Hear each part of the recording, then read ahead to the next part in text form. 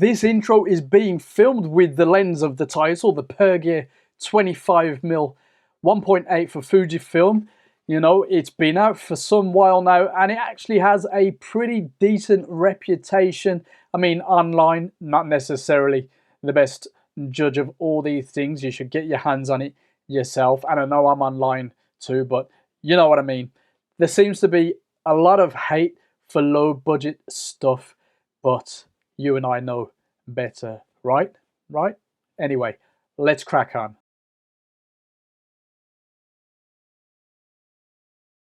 Standard Pergear box.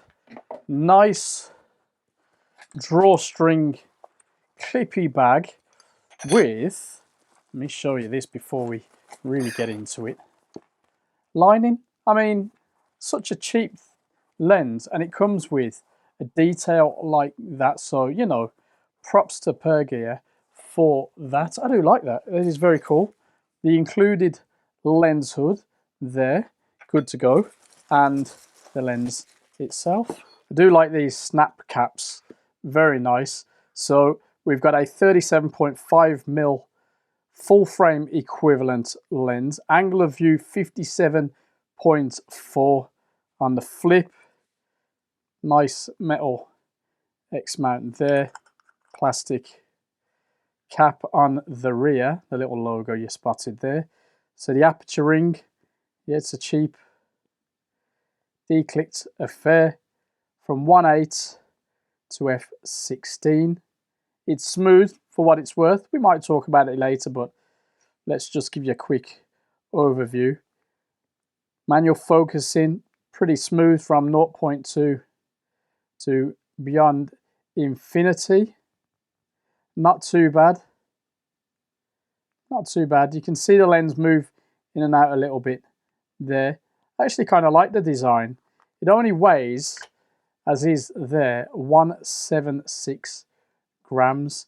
We're going to get a 20 centimeter minimum focus distance, as you saw. So couple that with the 1.8 and we might get some nice little creative shots, for want of a better phrase. There's 5 elements in 3 groups and 12 blades, so you know, it is what it is. Let's pop that hood on that they kindly include. That should help with contrast and maybe a bit of flaring. Do you think that looks like a cool little lens with the hood on? I kind of like it without the hood, to be honest, but on a practical level, I think that hood will come in handy.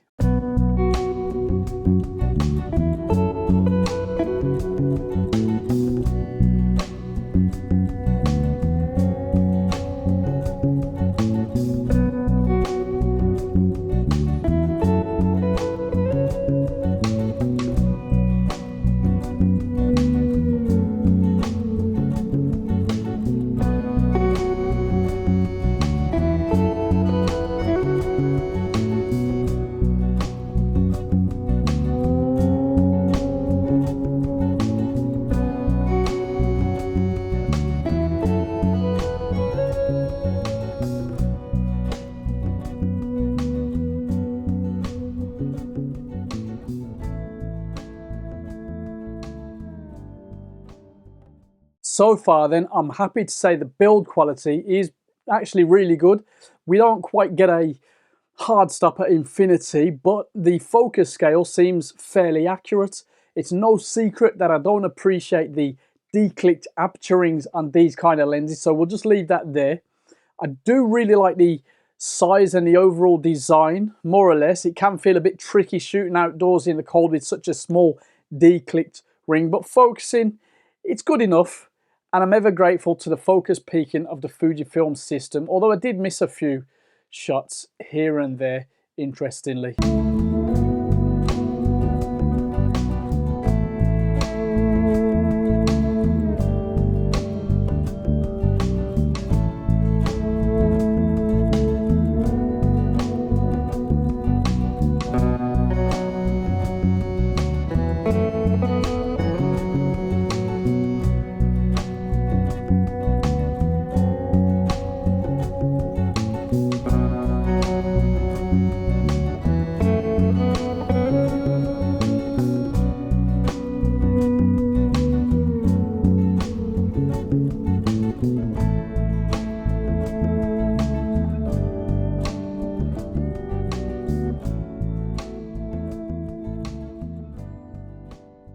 The lens has okay sharpness, edge to edge, from say f4, f5, 6 onwards more or less. Now wide open it is a bit trickier, but it's still pretty usable.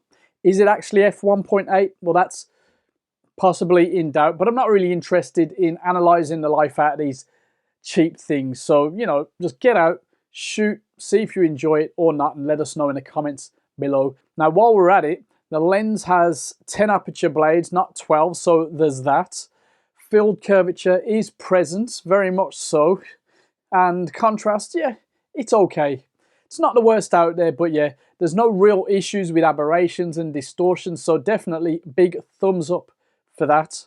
Now, vignetting is a big deal with this lens wide open.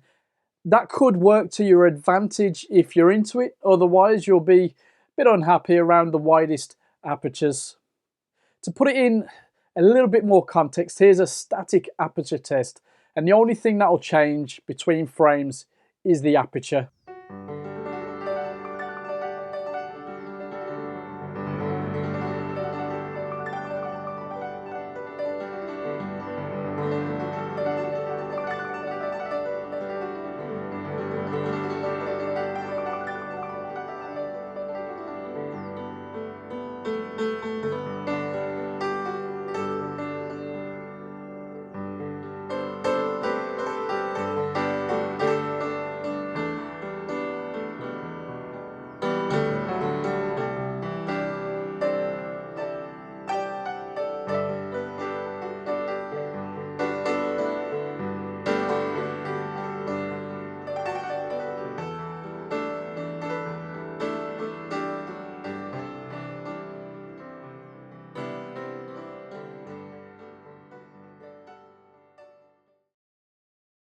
As you'll see in some of the samples, shooting into the sun can be a bit of a wild experience, but you know, sometimes the flaring is actually kind of fun. The lens was never going to be an IQ winner, so you know, pixel peepers probably aren't watching this with us, and you know, at this price that's totally fine.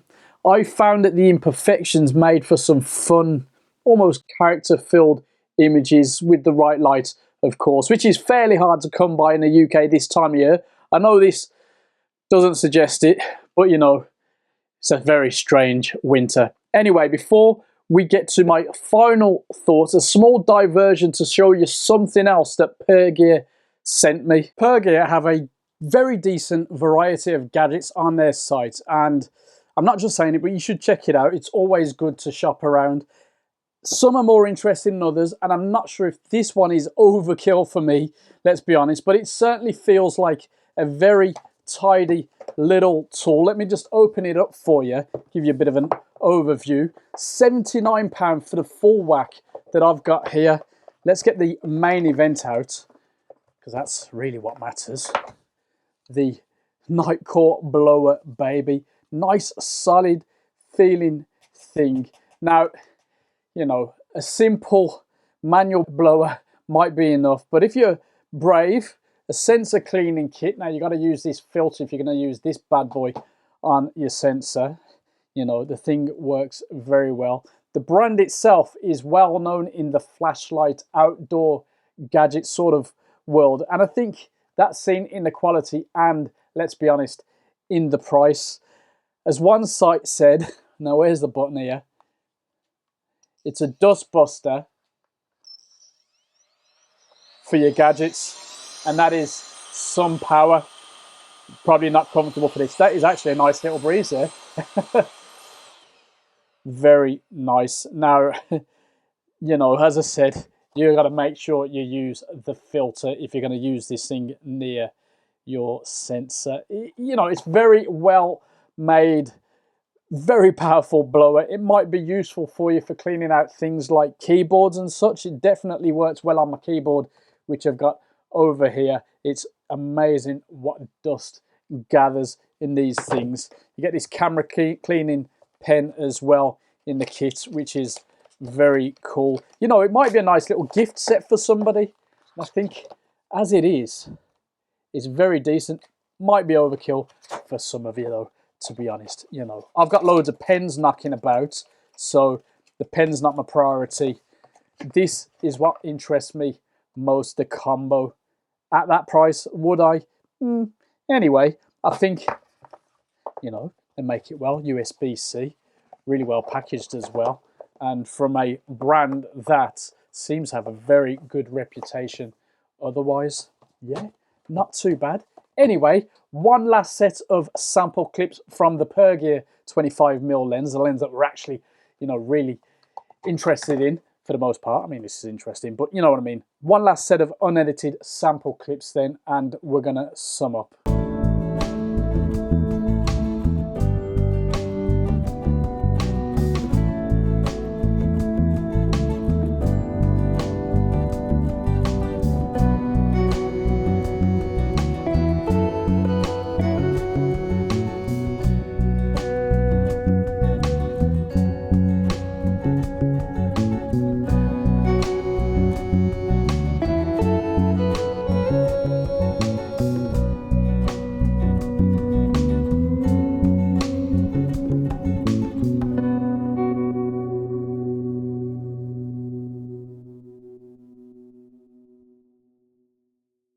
Is it a case of you get what you pay for? Well, £55.48 delivered in the UK from Pergear's own website at the time of putting this piece together. I mean, it's always going to change a bit. £75 on Amazon. There's that. You've got to say fair play to Pergear for the overall package.